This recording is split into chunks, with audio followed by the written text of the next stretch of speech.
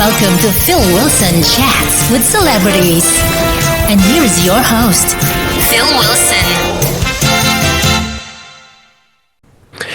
The Greatest Thing is the brand new single from USA #1 artist Michael Armstrong and acclaimed writer-producer Warren Bennett.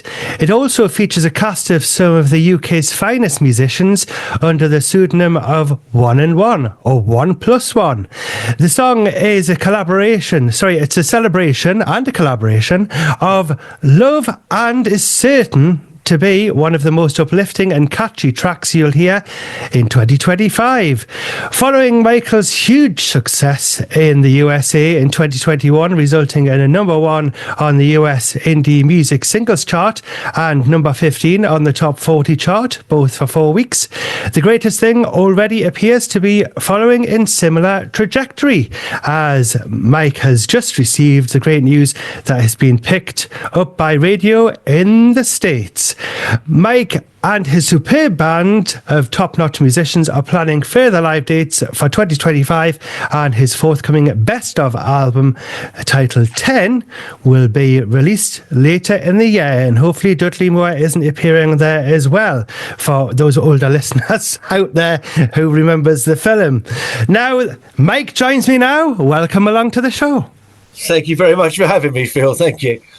Marvellous. I thought I'd update people on the history there, because they may have forgot the last time that I spoke to you, because last time we spoke, you had just released, was it Gender Neutral Volume 1, and had released a single?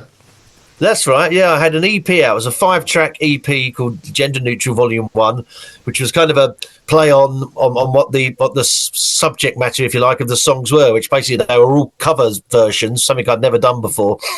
But they were all cover versions of songs that were made famous by or most associated with female artists. So I think the first single was my version of True Blue by Madonna. And I also did a version of Wuthering Heights and Don't Get Me Wrong, The Pretenders. And a couple of other tracks which escape my mind at the moment, but they were on there. Yes, yeah, absolutely loved them as well. And yes, they had a lot of airplay. I gave it a lot of airplay. Of course, the True Blue. It was an absolutely fantastic version that you did there. Really like, your version of the song, not with the 80s synth. It was just like, it was Mike Armstrong. That's what it was. Yeah. I mean, it's a very simple song. It's literally 4 chords the whole way through. Verse and chorus are the same. It's one of those songs that you need to do something with to make it not boring, to be honest.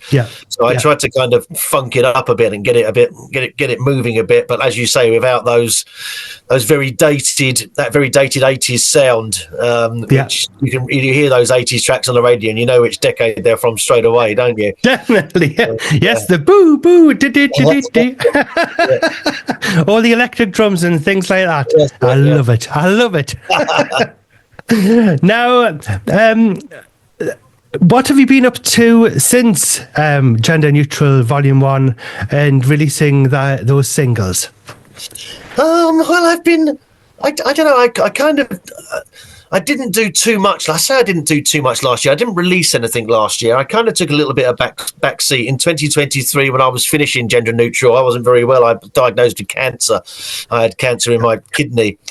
And goodness. So they removed my left kidney, and I got the all clear. So I have to go back like once a year to have a checkup. But I was fine when I went back last November.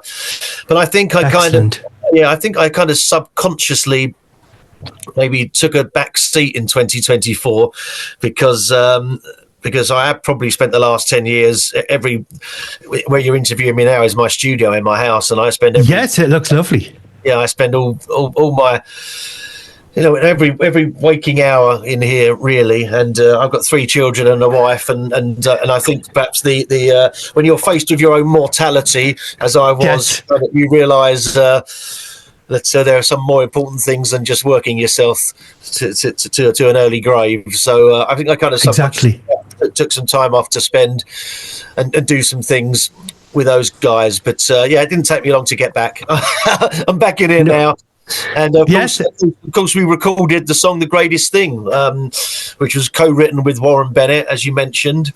Warren produced my second album, "Looking for the World," back in 2018, and we've remained great pals ever since. And he's a great songwriter as well. And it was actually during lockdown that he got in contact with me again and said he had a bunch of unfinished songs or song ideas, and would I help him to try and write them? And they were never meant to be for me to sing. Now, the songs that we were writing then were meant to be for like female vocalists, Right.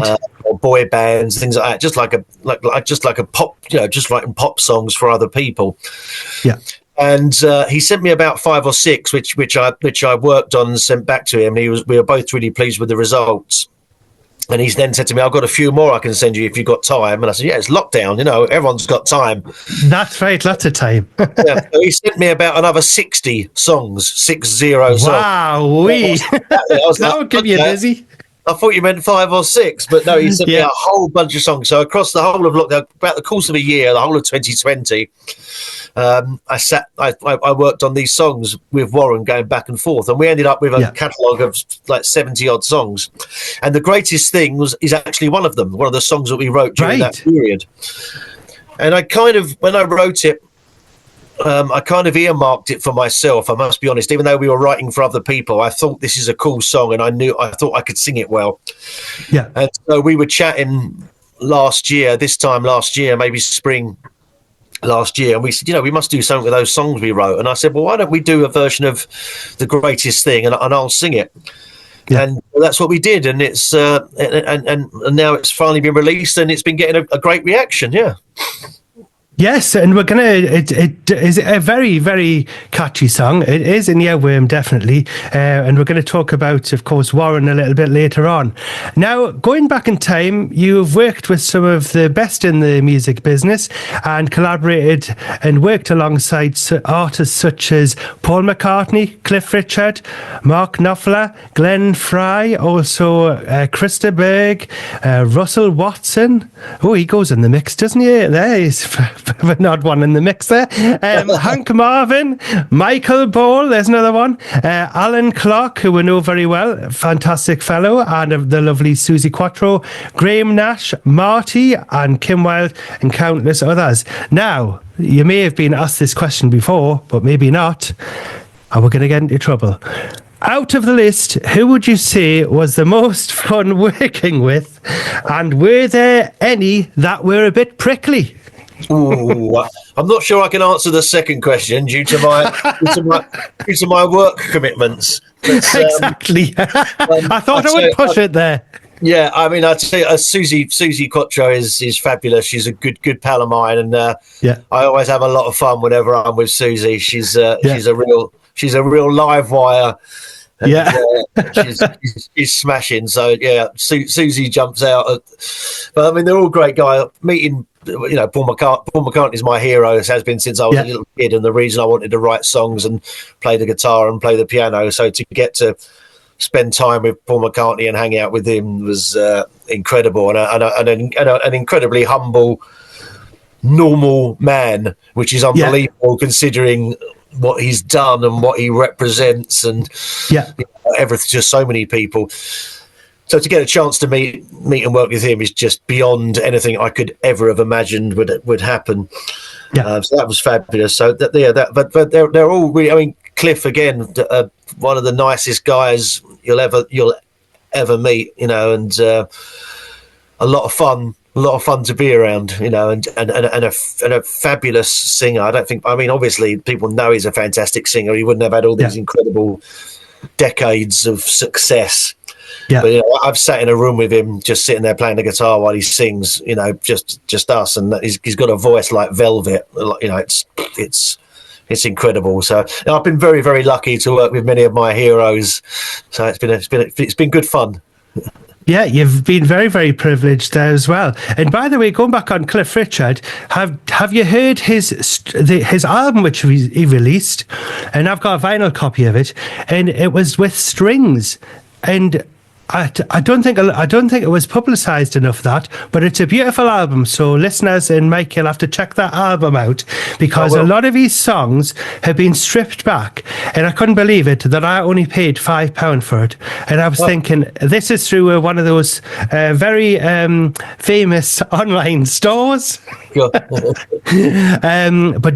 yeah, check that out. But yes, Cliff Richard, I would have loved to have spoke to him on the show, but maybe one day. We'll just have to watch this.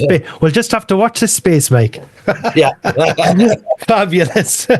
Now, I don't know if I asked you this last time, but when you're writing music, do you write the lyrics or the music first? It can vary. I would say 80% of the time it's the music first, and the music or a chord sequence or just playing along on the piano or the guitar gives you a vibe or an emotion which then directs the lyrics. But I have written lyrics and then pop music to it. More so in recent years, actually. Certainly, it was almost always exclusively music first and then lyrics when I was younger. Yeah. But, nowadays I think it's great having mobile phones and being able to just record your voice into something, because if you hear a saying or you read something, I can type it in and say it, and that can spark off an idea. So that's same with musical ideas as well. I often wake up in the middle of the night with something going around in my head and I sing it into my phone. More often than not, I find out it's something someone else wrote, but it's always worth getting down just in case.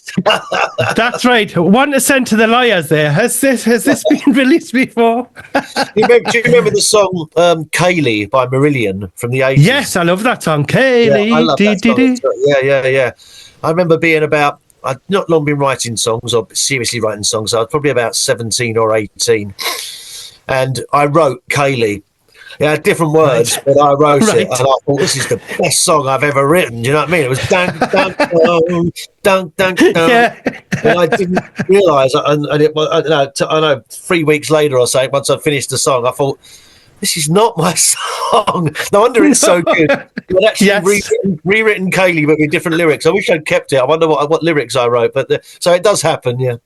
Yes, but definitely worth recording your stuff there when you have an idea there into your phone, because it does come in handy. And I've spoke to a lot of people. Apparently, you wouldn't believe this, that Freddie Mercury actually used to sing on a little cassette machine, like ideas and things like that. Yeah. And so, you're following in the footsteps of the best doing that. Well, there you go. I've never heard that before, but yeah, I can understand that. Well, yeah, those little voice recorders. Yeah, cool. Yes. I spoke to Eddie Howell the other week, and he's got a new single out which features Freddie, and was produced by Freddie, and Brian May's on there, Phil Collins on the drums and all that. Wow. But just amazing how the technology can help artists out there and help you remember these great melodies. Now, how easy does a melody come to you? That's a tough one. I think probably easier when you're younger, because I think you have no restrictions on yourself and you have no pressure on yourself to repeat any past success, perhaps. Right. And you have a certain nonchalance about you when you're young. I don't know how easily it comes. Normally it comes from just playing something else. If you're playing something on the guitar and you're playing something on the piano and it leads somewhere and you think, oh, that's something different, and then you repeat that idea, and I say, and then the mood of whatever you're playing creates a lyric and therefore a melody, because the lyric you sing to that piece of music that you're playing. I've written over 300 songs, so I guess it comes fairly easily to me. Yes. So you don't think you've duplicated any of your melodies, as far as you know, out of the 300? Oh, I don't know. I never thought about that. There might be some. There's certainly, particularly on the guitar, there are certain chords. Yes, that I go to, which appear in a lot of my songs, and I'm not the first. But that's your trademark. Yeah, I guess in a way. You know what I mean? Yeah, there's certain chords that I like that open kind of jangly sound. And I remember I saw an interview quite recently with David Gray saying the same thing. He said, "Oh, I love this chord." And I thought, "Oh, I know that one. That appears." And he said, "It appears in a lot of my songs." I thought, "It appears in a lot of my songs too." I guess it's something about guitar players. It was the same chord. It's quite an unusual one. But so that's interesting. But I don't think that the songs sound the same because of that. You're playing at different rhythms and you're playing in different styles. So I don't think I've plagiarised myself, but I won't sue me if I did. So it doesn't matter. No. That's right. Excellent. Now, a dedicated touring artist, Mike, you've performed with some of the biggest names in the business and spent many, many years on the road, headlining your own shows as well as appearing as a special guest on major tours with the fabulous Leo Sayer, Vonda Shepherd, Tapao, also the lovely Beverly Craven, the fabulous and rather quirky Dean Friedman, and the Hollies' Peter Howarth. Who did you enjoy touring with and supporting over the years? Oh, all of them, really. I mean, they're all different experiences. Leo Sayer was the biggest of those tours.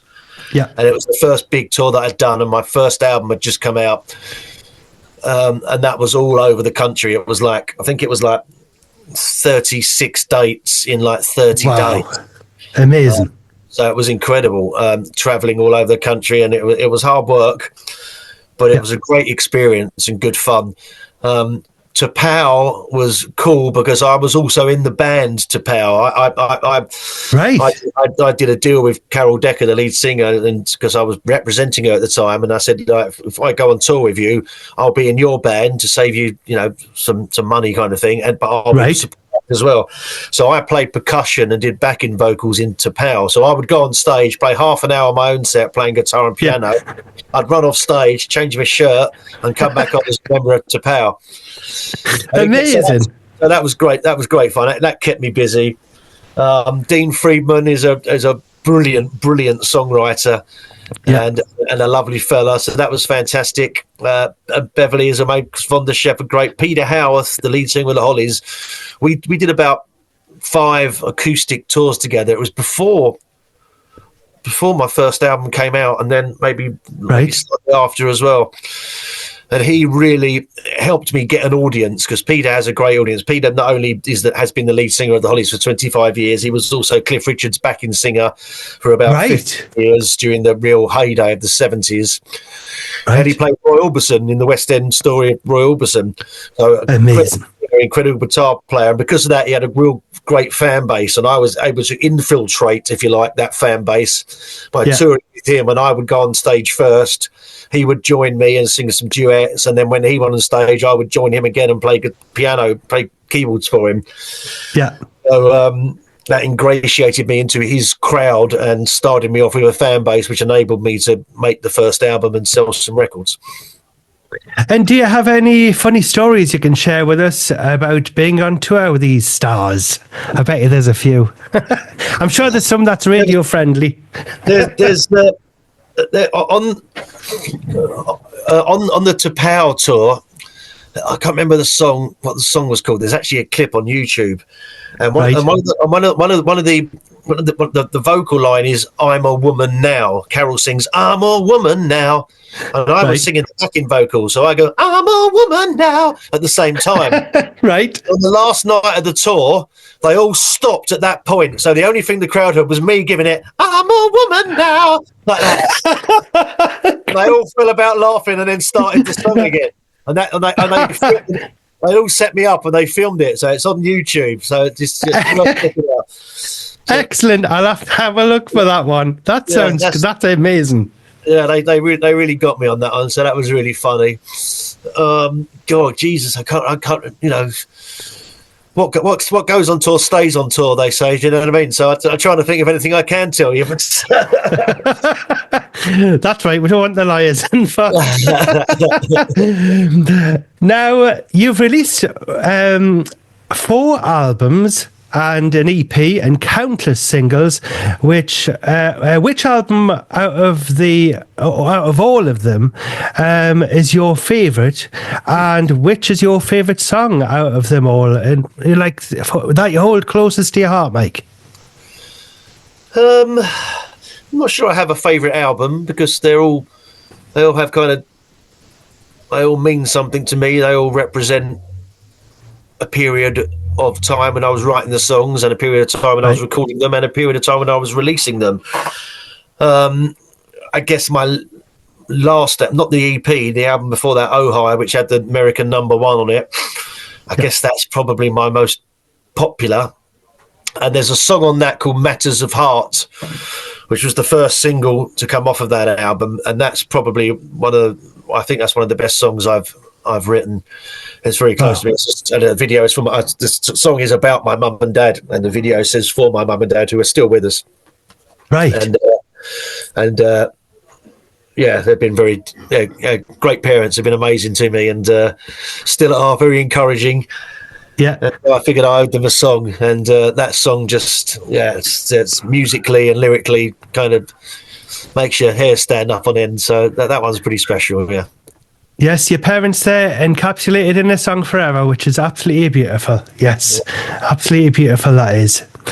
Now, you have now collaborated on a brand new project with the fabulous composer and writer Warren Bennett, who is the soundtrack to many TV hit shows, who he's actually written soundtracks for, and have released the single "The Greatest Thing" with 1+1, or is it 1 and 1? You'll have to correct me on that. 1+1 is correct. 1+1. Yeah, 1+1.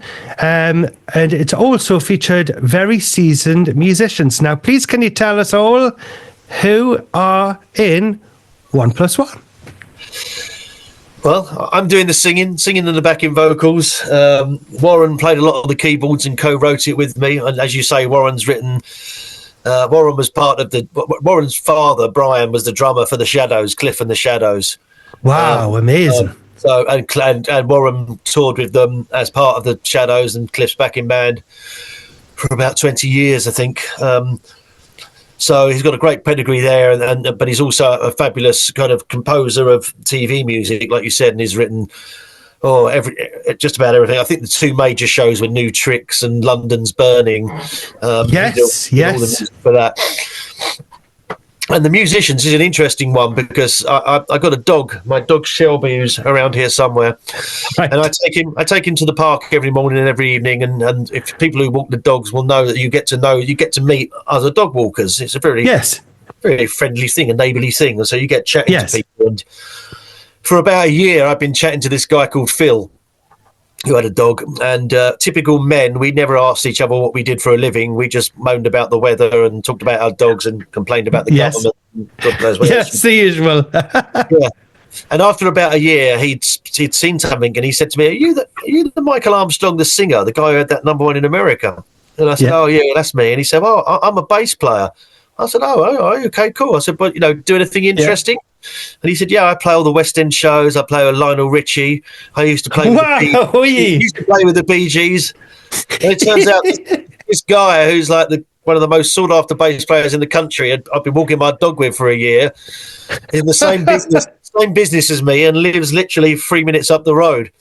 Absolutely amazing. That was incredible. And he was playing a festival in the summer, and he said, "Do you want to come down and sing a few songs in my band and I?" So I said, "Yeah, I'd love to." So I went to this festival and sang 4 tracks, and I just thought, wow, it's the best band I've ever sung with. They were incredible musicians, and they enjoyed playing with me and said to me, "Do you fancy getting like a local pub band together, and we'll just go out as a laugh, and play some of the pubs?" Yeah. And I thought, well, that'd be great, turning up at my local pub with this bunch of musicians, you know what I mean, and blow everyone away. So we did. And we've played 5 or 6 gigs at local pubs over the last year or so.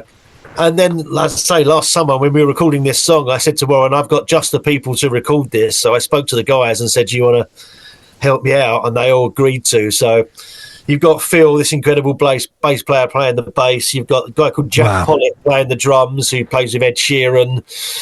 Wow. Another keyboard player plays with Van Morrison.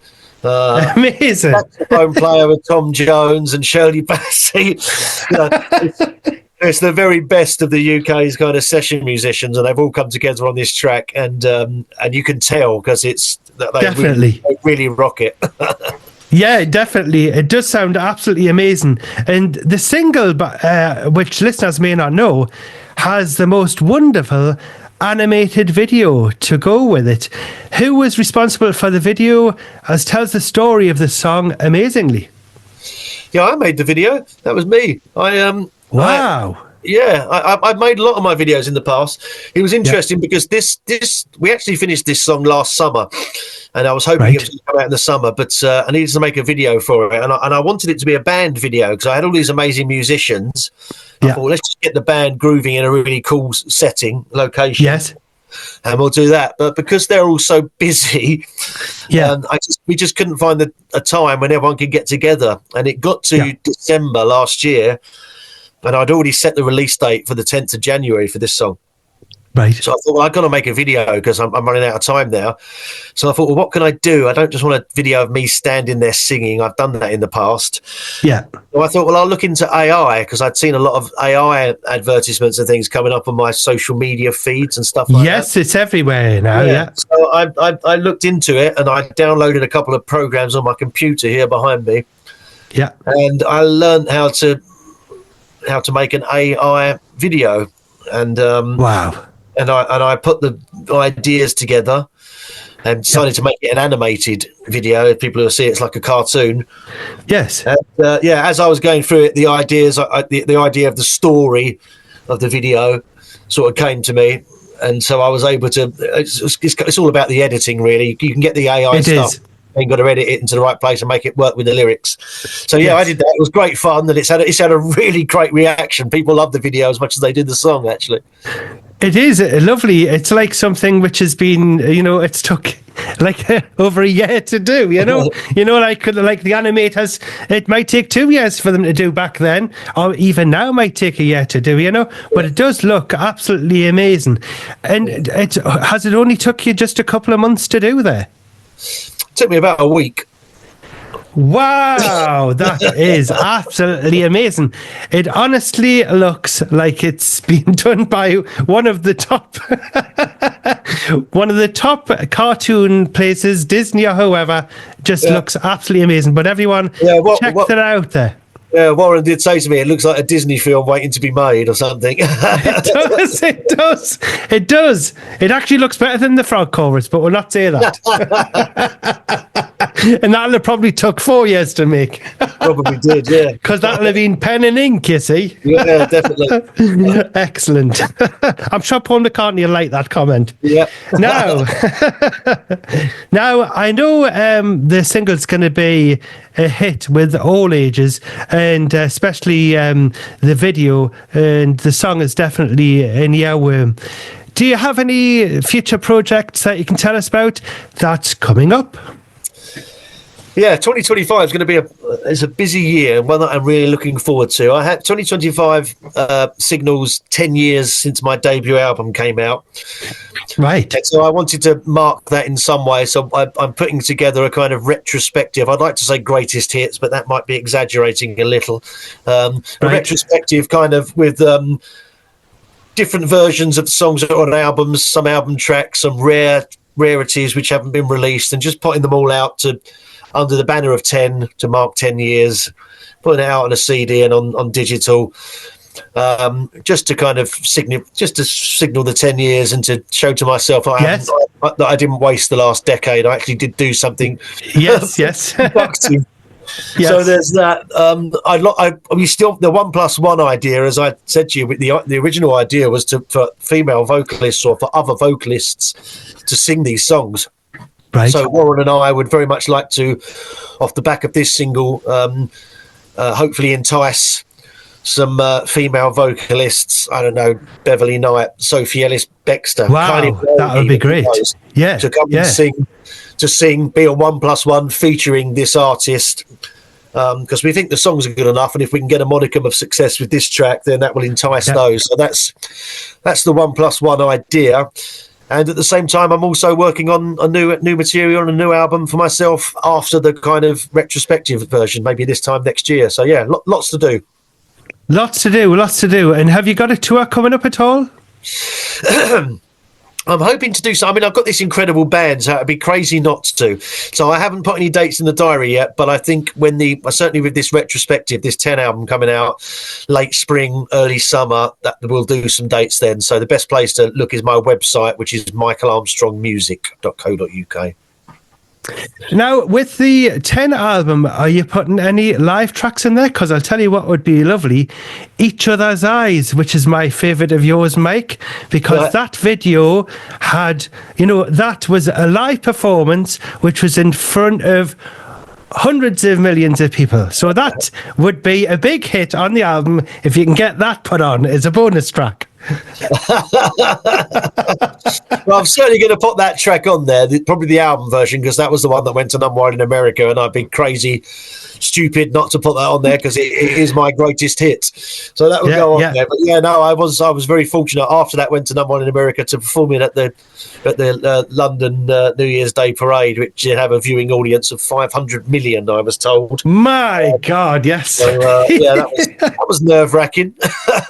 I bet it was, but the atmosphere and everything, and even if you closed your eyes, you could be still there. You could actually be there at that moment with you when you were performing the song Each Other's Eyes. But check that out. It's on YouTube if you want to have a look at that. And of course, it's going to be available on the forthcoming album 10 from Mike Armstrong as well.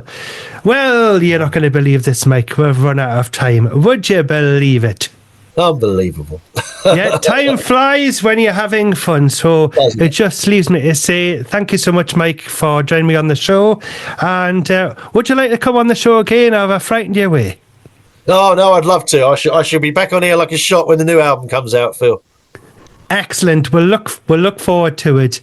Now, Mike, finally, please could you introduce your latest single, The Greatest Thing, with 1 and 1. Okay, this One is plus one. 1+1, featuring Michael Armstrong, and that's me, and it's The Greatest Thing.